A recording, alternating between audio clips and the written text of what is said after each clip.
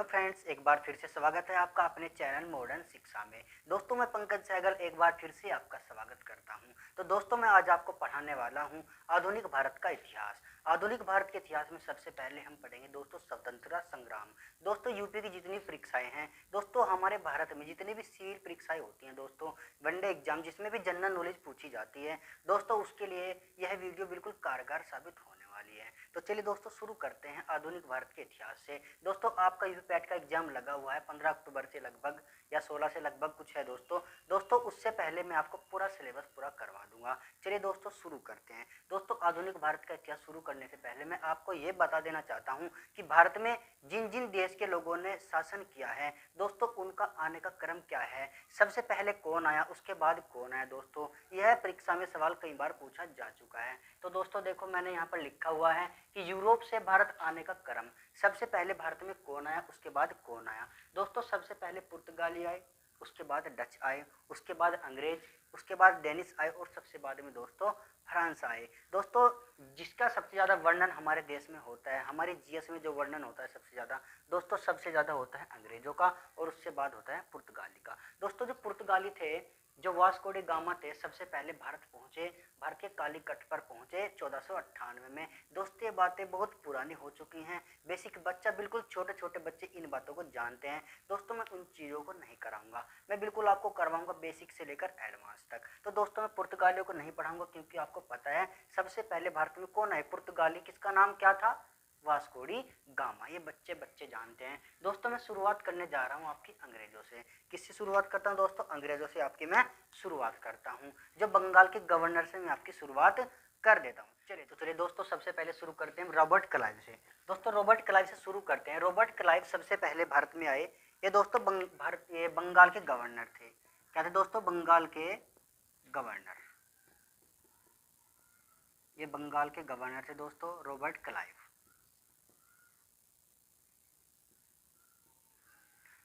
दोस्तों Robert Clive ने क्या किया, इसका शासनकाल दोस्तों 1757 से 1767 तक चला। इसने क्या किया, द्वैध शासन की व्यवस्था की। द्वैध शासन प्रणाली दोस्तों क्या है कि एक और तो दोस्तों बंगाल का नवाब होता था और एक और होती थी ईस्ट इंडिया कंपनी। दोस्तों जो शासन प्रणाली थी, जो प्रशासन था दोस्तों, प्रशासन वो दोस्तों बंगाल के नवाब के हाथ में रहता था। और दोस्तों जो आपका ये भू राजस्व है, भू राजस्व और दोस्तों कर वसूलना और दोस्तों जो आपका आयात निर्यात है, आयात निर्यात मतलब विदेश से दोस्तों जो आपका आयात निर्यात होता है दोस्तों वो सब कुछ था ईस्ट इंडिया कंपनी के हाथ में, वो ईस्ट इंडिया कंपनी के हाथ में था। और दोस्तों जो भारत में बंगाल थे, बंगाल के दोस्तों जो गवर्नर थे वो उसके हाथ में क्या था दोस्तों, सिर्फ प्रशासन की प्रणाली। जो प्रशासन को चलाते थे वो क्या दोस्तों, बंगाल के गवर्नर चलाते थे। और जो सब कुछ ये भू राजस्व है, कर वसूलना और आयात निर्यात सीधा ईस्ट इंडिया कंपनी के हाथ में रहता था। दोस्तों यही दो तीन चीजें आपसे रॉबर्ट क्लाइव के बारे में पूछता है। दोस्तों अगले आपके गवर्नर हैं ये दोस्तों वारेन हेस्टिंग्स हैं। कौन दोस्तों, वारेन हेस्टिंग्स हैं। तो दोस्तों इसमें क्या हुआ, 1773 में रेगुलेटिंग एक्ट आया, रेगुलेटिंग एक्ट आया दोस्तों 1773 में। उससे पहले क्या होता था कि पहले क्या थे, बंगाल के नवाब होते थे। इसके तहत यहाँ पर दोस्तों आए, ये हो गए दोस्तों बंगाल के गवर्नर जनरल, बंगाल के गवर्नर जनरल। इसके तहत बंगाल के गवर्नर जनरल कहलाने लगे। सबसे पहले क्या होता दोस्तों, बंगाल के गवर्नर थे। उसके बाद क्या 1773 में रेगुलेटिंग एक्ट आया। उसमें एक्ट में क्या संशोधन हुआ कि उसमें बंगाल के गवर्नर जनरल कहलाने लगे। दोस्तों मैं इसे रफ करने जा रहा हूँ, ठीक है दोस्तों, इसका स्क्रीनशॉट ले लीजिएगा क्योंकि यहाँ पर रफ करके फिर मैं और भी आपको पढ़ाऊंगा। तो दोस्तों रेगुलेटिंग एक्ट के बारे में पूरा बताने वाला हूँ। दोस्तों रेगुलेटिंग एक्ट क्या होता है दोस्तों, ये एक्ट हर 10 साल के बाद आते थे। दोस्तों जो अंग्रेज सरकार है, जैसे कि अपना संविधान होता है, हर 10 साल के बाद जो संविधान लागू किया उसकी कमियों को दूर करने के लिए हर 10 साल के बाद एक दोस्तों एक्ट लाते थे जिसका नाम है रेगुलेटिंग एक्ट। इसके तहत क्या हुआ, जो पहले एक्ट चल रहा था इसकी कमियों को दूर करने के लिए रेगुलेटिंग एक्ट आया। इसमें क्या हुआ दोस्तों, इसमें क्या है, वारेन हेस्टिंग्स यहाँ पर भारत के गवर्नर जनरल हो गए। इसमें क्या दोस्तों, बंगाल के गवर्नर जनरल बन गए। फिर दोस्तों क्या हुआ, 1774 में 1700 दोस्तों 74 में 1774 में यहाँ पर सुप्रीम कोर्ट की स्थापना हुई। सुप्रीम कोर्ट की स्थापना दोस्तों सबसे पहले कहाँ हुई? 1774 में कलकत्ता में। किसके तहत दोस्तों? रेगुलेटिंग एक्ट के तहत सबसे पहले सुप्रीम कोर्ट की स्थापना कलकत्ता में हुई। किसके तहत? रेगुलेटिंग एक्ट के तहत। कब हुई? 1774 में। उसके बाद 1780 में भारत का सबसे पहला समाचार पत्र 1780 में वारेन हेस्टिंग्स के काल में ही आया, जिसका नाम था दोस्तों, इसका नाम था the Bengal Gazette. The Bengal Gazette, Bengal Gazette. दोस्तों एग्जाम में आपसे पूछता है कि जो भारत का सबसे पहला समाचार पत्र था बंगाल गजट, किसने इसे प्रकाशित किया? किसने किया? जेम्स हिक्की ने। किसने? James Hickey. James Hickey. दोस्तों जितने भी परीक्षा में प्रश्न पूछे गए हैं और जो पूछे जाने की संभावना है दोस्तों आपको सारे बताने वाला हूँ, ठीक है दोस्तों। इसके बाद क्या हुआ? 1781 में 1781 में इस दोस्तों वारेन हेस्टिंग्स ने कलकत्ता में मदरसा बनवाया, मदरसा की स्थापना की, मदरसा की स्थापना की। क्योंकि दोस्तों मुस्लिम शिक्षा को बढ़ावा देने के लिए, मुस्लिम शिक्षा को बढ़ावा देने के लिए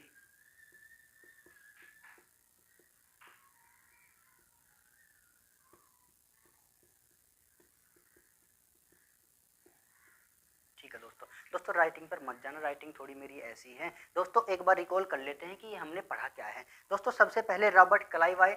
रॉबर्ट क्लाइव ने द्वैध शासन प्रणाली को लागू किया, ठीक है दोस्तों। द्वैध शासन प्रणाली में आपको बता चुका हूँ। इसमें क्या है? बंगाल के गवर्नर थे। इसके बाद क्या आया?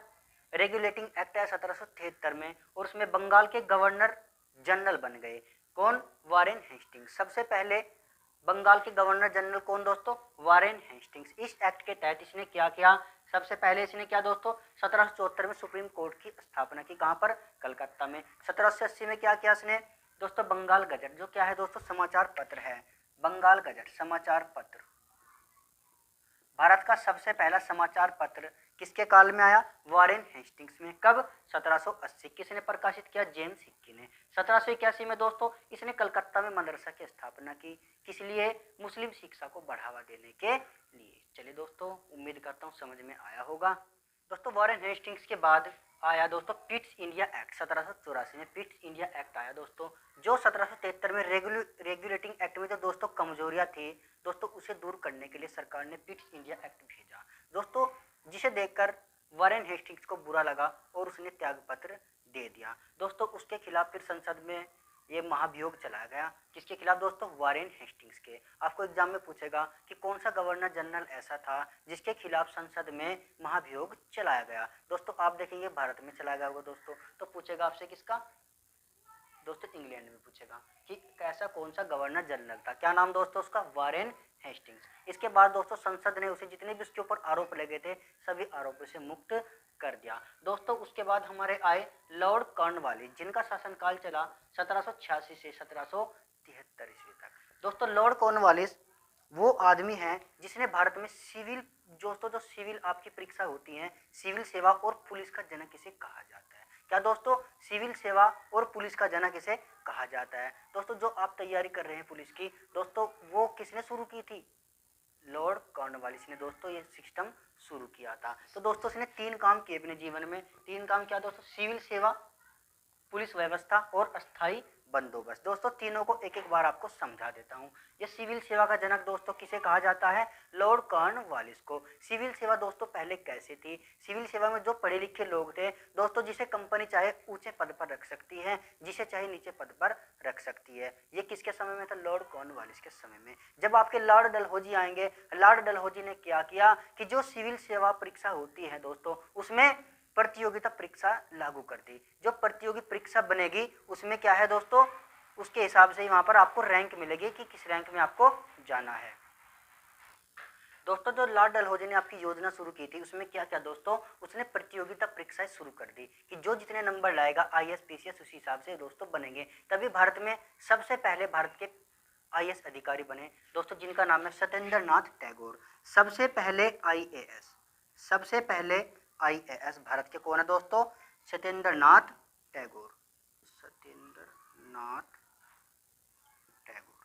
दोस्तों ये सवाल पीसीएस में कई बार पूछा जा चुका है कि सबसे पहले भारतीय आईएएस अधिकारी कौन है? कौन दोस्तों? सत्येंद्रनाथ टैगोर।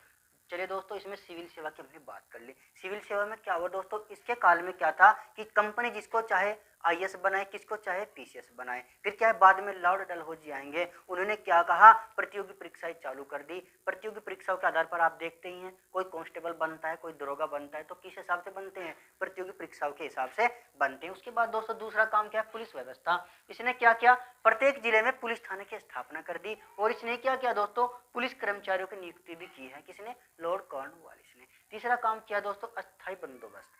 अस्थायी बंदोबस्त क्या है दोस्तों, 3 प्रांत थे आपके, बंगाल, बिहार और उड़ीसा। इसमें जो आपका कर लिया जाता था दोस्तों, वो पूरा टोटल 100% का 90% कंपनी को देना होता था और 10% अपने आप को रखना होता था। दोस्तों ये व्यवस्था बहुत बेकार थी। इसे कहते हैं अस्थायी बंदोबस्त व्यवस्था, कि आपने 100 रुपये पूरे दिन में कमाए, 100 रुपये आपने कमाकर 90 रुपये तो कंपनी को दे दिए, 10 रुपये अपने आप को रखे, आपके पास क्या बचा? कुछ भी नहीं। तो दोस्तों ये बंदोबस्त व्यवस्था बिल्कुल बेकार थी। यही दोस्तों कार्यकाल था किसका? लॉर्ड कॉर्नवालिस का। दोस्तों उम्मीद है जो मैं आपको समझाना चाह रहा हूँ आपकी समझ में आया होगा। दोस्तों मैं आपको बता भी रहा हूँ बोल करके और लिख भी रहा हूँ, आप स्क्रीनशॉट खींचकर, जो अब बच्चे अभी तैयारी में लगे हैं, बिगिनर्स हैं दोस्तों, बिल्कुल अच्छी तरीके से अपना नोट्स बना सकते हैं।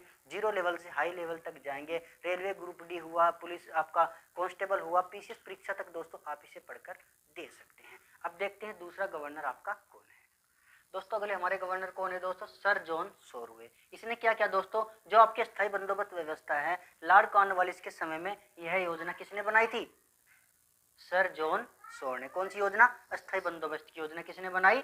सर जॉन सोर ने। दोस्तों कॉर्नवालिस और टीपू सुल्तान के बीच एक संधि हुई। दोस्तों कई बार एग्जाम में पूछी जाती है कि श्रीरंगपट्टनम की संधि किन किन के बीच हुई? किसके बीच हुई? लॉर्ड कॉर्नवालिस और टीपू सुल्तान के बीच। कौन सी? श्रीरंगपट्टनम की संधि। दोस्तों एक परीक्षा में कई बार क्वेश्चन पूछा गया। उसके बाद क्या दोस्तों, सर जॉन सोर आए।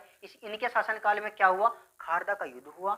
ये किनके बीच हुआ? मराठा और निजाम के बीच हुआ। इसके बाद दोस्तों आप क्या है, लॉर्ड वेले जली, इनका शासनकाल चला 1798 से 1805 ईस्वी तक। इसे क्या दोस्तों, बंगाल के शेर के नाम से जाना जाता था। ये बंगाल का शेर था दोस्तों, अपने आप को शहंशाह समझता था बंगाल का, लॉर्ड वेले जली। इसने क्या दोस्तों, क्या क्या काम किए? इसने सहायक संधि प्रणाली शुरू की, इसने बसीन की संधि, और चौथा आंग्ल मैसूर युद्ध इसके शासनकाल में हुआ, और परस्पर प्रतिबंध इसने लगा दिया। दोस्तों जो आंग्ल मैसूर युद्ध है वे चारों के चार मैं आपको बता देता हूँ। चलिए दोस्तों सहायक संधि प्रणाली है दोस्तों, ये क्यों आई? दोस्तों जो फ्रांसीसियों का भय था, डर था दोस्तों भारतीयों को, उसे समाप्त करने के लिए अंग्रेजों ने क्या किया? सहायक संधि प्रणाली को लागू किया। और सबसे पहले से किसने अपनाया? सबसे पहले से हैदराबाद के शासक ने अपनाया। किसे? सहायक संधि प्रणाली को। उसके बाद दोस्तों बसीनी की संधि किस किस के बीच हुई? अंग्रेजों और मराठा पेशवा बाजीराव के बीच यह संधि हुई। कौन सी? पूछेगा तुमसे कि अंग्रेजों और मराठा के बीच कौन सी संधि हुई, कौन सी? क्या आंसर रहेगा? बसीन की संधि। फिर दोस्तों समय समय पर अंग्रेजों और हैदर अली और उसके पुत्र, हैदर अली के पुत्र और हैदर अली, इनके बीच दोस्तों अंग्रेजों के साथ बार बार समय समय पर मैसूर के युद्ध होते रहे दोस्तों। तो दोस्तों वे 4 मैसूर के युद्ध हुए हैं। अभी मैंने आपको चौथा आंग्ल मैसूर युद्ध बताया था, किसके काल में हुआ? लॉर्ड वेलेस्ली के काल में। दोस्तों अगर आपसे पूछ लेगा दूसरा तो कब क्या होगा, तो इसलिए दोस्तों मैं आपको चारों के चारों लिख के दे दिया हूं। तो दोस्तों पहला आंग्ल मैसूर युद्ध जो दोस्तों हुआ, इसका समय काल ये रहा 1767 से 1769 तक। किसके काल में? लॉर्ड वॉलेस्ट के काल में। आपसे पूछ सकता है कि प्रथम मैसूर युद्ध का समय काल क्या था, आप बता देंगे 67 से 69। फिर पूछेगा कि आपके गवर्नर कौन थे दोस्तों? लॉर्ड वॉलेस्ट। ऐसे ही आपको चारों के चार पूछ सकता है। दूसरा दोस्तों 1780 1784 में हुआ, इसमें कौन गवर्नर थे? वॉरेन हेस्टिंग्स से। तीसरा 1790 1792 में 2 साल तक चला, लॉर्ड कॉर्नवालिस इसके गवर्नर थे। उसके बाद 1799 में हुआ दोस्तों, ये 1 साल ही चला, इसमें कौन थे गवर्नर जनरल? Lord Wellesley. चलिए दोस्तों उम्मीद करता हूँ आपको दोस्तों। उसके बाद आपके लॉर्ड मिंटो प्रथम है, ये 1807 से 1813 तक यहाँ पर इनका शासनकाल चला। दोस्तों इनके काल में क्या हुआ? महाराणा रणजीत सिंह और अंग्रेजों के बीच अमृतसर की संधि हुई 1809 में। बस ये क्वेश्चन पूछता है कि अमृतसर की संधि कब हुई? 1809 में। किसके शासनकाल में हुई? लॉर्ड मिंटो प्रथम के काल में। अमृतसर की संधि किस किस के बीच हुई? अंग्रेजों और महाराणा रणजीत सिंह के बीच। उसके बाद आपके लॉर्ड हेस्टिंग्स आते हैं। लॉर्ड हेस्टिंग्स ने क्या किया, पिंडारियों का दमन कर दिया। जो पिंडारियों का दमन हुआ किसके काल में हो दोस्तों, लॉर्ड हेस्टिंग्स के काल में। एक ही क्वेश्चन पूछा जाता है आज तक कि पिंडारियों का दमन किसके शासन काल में हुआ, किसके शासन काल में, लॉर्ड हेस्टिंग्स के काल में। 10 साल इनका शासन काल रहा, 1813 से 1823 तक। उसके बाद आते हैं आपके Lord William Bentinck. Lord William Bentinck दोस्तों ये इंपॉर्टेंट है। जो कोई भी आपके गवर्नर हैं अच्छे काम करके गए हैं, इतिहास में उनका नाम है दोस्तों, उनके क्वेश्चन पूछे जाते हैं, उनको मैं बिल्कुल आपको डीपली बता रहा हूँ। जिनके क्वेश्चन एक दो पूछे गए सिर्फ वही आपको मैं बता रहा हूँ। लॉर्ड विलियम बेंटिक इसने क्या किया दोस्तों, इसने जो आपके राजा राम प्रथम थे, जो राजा मोहन राय थे, हाँ दोस्तों राजा राम मोहन राय थे, उनके साथ मिलकर सती प्रथा का अंत कर दिया, ठगी प्रथा का अंत कर दिया। तो दोस्तों शिशु और आपके बालक हैं दोस्तों, उनकी हत्या पर रोक लगा दी। किसने दोस्तों, लॉर्ड विलियम बेंटिक ने। उसने क्या किया दोस्तों, इसके शासनकाल में अंग्रेजी शिक्षा की शुरुआत हुई। अंग्रेजी शिक्षा की शुरुआत आप पढ़ते हैं किसने की दोस्तों, लॉर्ड मैकाले ने। किसने की दोस्तों, लॉर्ड मैकाले ने। लॉर्ड मैकाले ने इसके शासनकाल में अंग्रेजी शिक्षा की शुरुआत की। किसके काल में दोस्तों, लॉर्ड विलियम बेंटिक के शासनकाल में। आपसे यही सवाल बार बार एग्जाम में पूछा जाता है कि अंग्रेजी शिक्षा की शुरुआत किसके शासनकाल में हुई। आपको ऑप्शन 2-3 दिए रहते हैं दोस्तों, लॉर्ड विलियम बेंटिक और लॉर्ड मैकाले। आप क्या कर देते हैं आंसर टिक, लॉर्ड मैकाले। नहीं दोस्तों, ये शुरुआत की दोस्तों इसने क्या किया, अंग्रेजी शिक्षा की शुरुआत। लेकिन किसके शासनकाल में, वो पूछता है किसके शासनकाल में। शासन किसका, लॉर्ड विलियम बेंटिक का। दोस्तों इसके बाद आया आपके चार्ल्स मेटकाफ। इनका शासनकाल दोस्तों 1835 से 1836 तक रहा। इसमें दोस्तों एक ही प्रश्न बनता है कि भारतीय प्रेस के मुक्तिदाता किसे कहा जाता है। किसे दोस्तों, चार्ल्स मेटकाफ को भारतीय प्रेस के मुक्तिदाता कहा जाता है। लॉर्ड एलन बोरो आए, इनका भी सिर्फ एक ही सवाल आता है कि भारत में जो रविवार के अवकाश की छुट्टी दोस्तों किसने दी थी, लॉर्ड एलन बोरो ने। कब दी थी, 1843 ईस्वी में रविवार के अवकाश की दोस्तों छुट्टी किसने दी थी, लॉर्ड एलन बोरो के शासनकाल में रविवार की छुट्टी दोस्तों पड़ी थी। उसके बाद दोस्तों आते हैं आपके लॉर्ड होल्डिंग। इसने क्या किया दोस्तों, नर बलि पर प्रतिबंध लगा दिया। इसने सिर्फ एक ही काम किया, नर बलि पर प्रतिबंध लगा दिया गया। उसके बाद दोस्तों आपके दोस्तों आते हैं लॉर्ड डलहौजी। ये दोस्तों बहुत इंपॉर्टेंट है, इन्होंने कई कार्य किए हैं दोस्तों आपके जीवन में। लॉर्ड डलहौजी, इनका शासनकाल 1848 से 1856 तक रहा। इसे भारत के रेलवे का जनक कहा जाता है। किसे, लॉर्ड डलहौजी को। इसने भारत से कोहिनूर हीरा महारानी को इंग्लैंड भेजा। किसने दोस्तों, लॉर्ड डलहौजी ने। इसने और क्या किया दोस्तों, 1853 में इसने कलकत्ता और आगरा के बीच तार सेवा की शुरुआत की। किसने, लॉर्ड डलहौजी ने। इसने 2-3 काम और के दोस्तों अभी बता देता हूँ आपको, लिख देता हूँ मैं।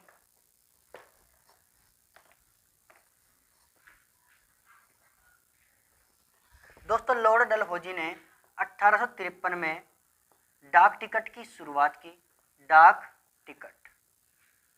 टिकट व्यवस्था दोस्तों इसकी शुरुआत किसी ने की, लॉर्ड डलहौजी ने। कब की, 1853 में। और 1853 में ही दोस्तों इसने भारत की पहली रेल चलाई, जो दोस्तों चली दोस्तों मुंबई से थाने के बीच महज 34 किलोमीटर की डिस्टेंस दोस्तों। इसकी 34 किलोमीटर की डिस्टेंस, इसमें मुंबई से थाने के बीच पहली ट्रेन चलाई गई। कब दोस्तों, 1853 में। लॉर्ड डलहौजी ने दोस्तों और क्या किया, इसने दिया दोस्तों वेपगत का सिद्धांत दिया दोस्तों इसे ही कहा जाता है लॉर्ड डलहौजी की राज्य हड़पने की नीति। दोस्तों इसमें क्या होता है, लॉर्ड डलहौजी राज्य कैसे हड़पते थे, जिस राज्य पर किसी का अधिकार नहीं था तो दोस्तों उस राज्य को अपने राज्य में मिला लिया जाता था। तो दोस्तों इसने क्या किया, अपने राज्य को बहुत ज्यादा विस्तार करके बड़ा कर लिया। दोस्तों सबसे पहले इसने मिलाया सतारा राज्य को। सबसे पहले मिलाया गया दोस्तों राज्य क्या था, सतारा, जो पड़ता है दोस्तों आपका महाराष्ट्र में। उसके बाद दोस्तों इसने आपका जयपुर, उदयपुर दोस्तों कई राज्य को अपने राज्य में मिलाया। तो सबसे पहले आपके सवाल पूछता है कि लॉर्ड डलहौजी के द्वारा वेपगत का सिद्धांत जो था, उसने सबसे पहले कौन सा राज्य को मिलाया, क्या दोस्तों, सतारा को। किसमें पड़ता है, महाराष्ट्र में पड़ता है। सही है।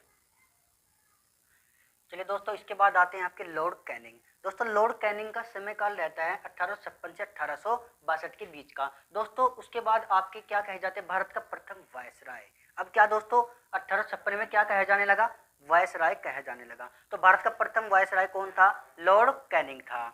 चलिए दोस्तों, इसमें क्या हुआ इसके शासनकाल में? 1857 में जो क्रांति हुई आपकी 1857 में दोस्तों क्या हुआ? 1857 में ये एनफील्ड नामक की ये बंदूक थी, इसमें दोस्तों गाय का जो चर्बी का मांस था दोस्तों वो जनता के ऊपर फेंका गया।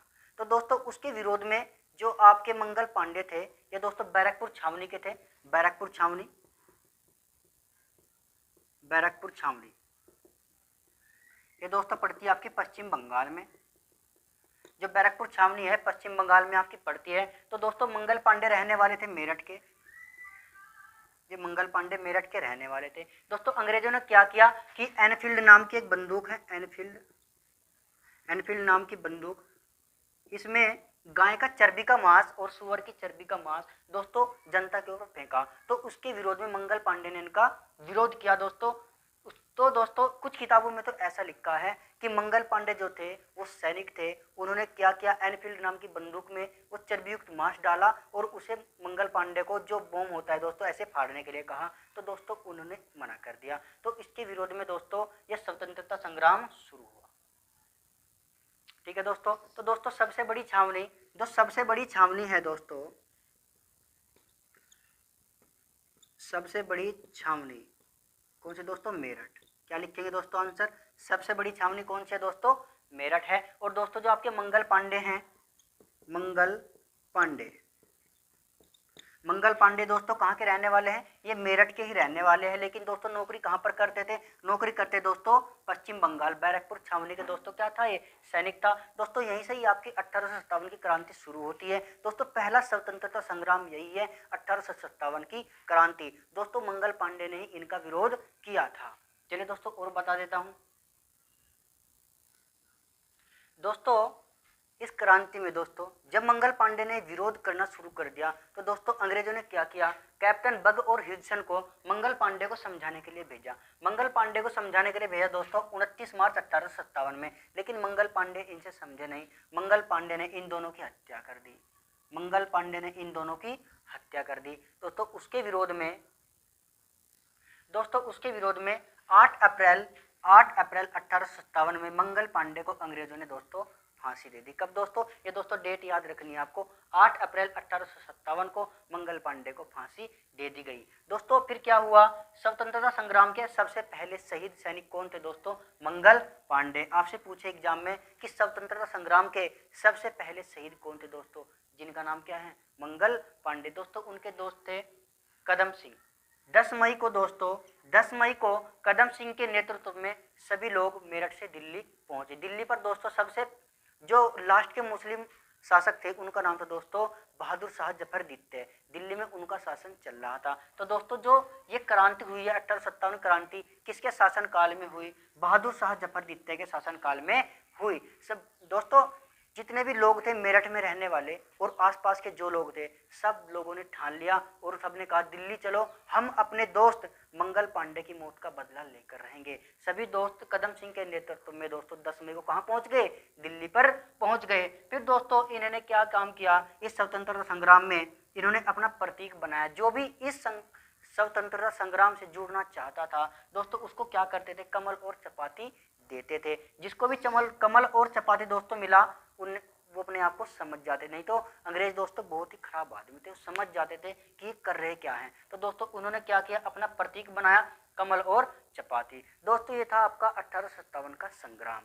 तो जो मैंने आपको पढ़ाया है, जो ओवरव्यू फैक्ट रह गए दोस्तों, मैं उसकी पीडीएफ आपको यहाँ डिस्क्रिप्शन बॉक्स में दे दूंगा दोस्तों। इतनी अच्छी पीडीएफ दूंगा कि दोस्तों आप किसी भी परीक्षा की तैयारी कर रहे हैं दोस्तों एक भी सवाल आपको बाहर नहीं जाने वाला। दोस्तों जो कल की क्लास रहने वाली है वो दोस्तों गांधी युग के बाद की रहेगी, जब गांधी अफ्रीका से वापस आ जाते हैं। ये भी दोस्तों हम पहुंचे हैं कहाँ तक दोस्तों? 1857 तक पहुंचे। उसके बाद दोस्तों हम 1900 में पहुंचेंगे जहां पर आप गरम दल और नरम दल पढ़ेंगे।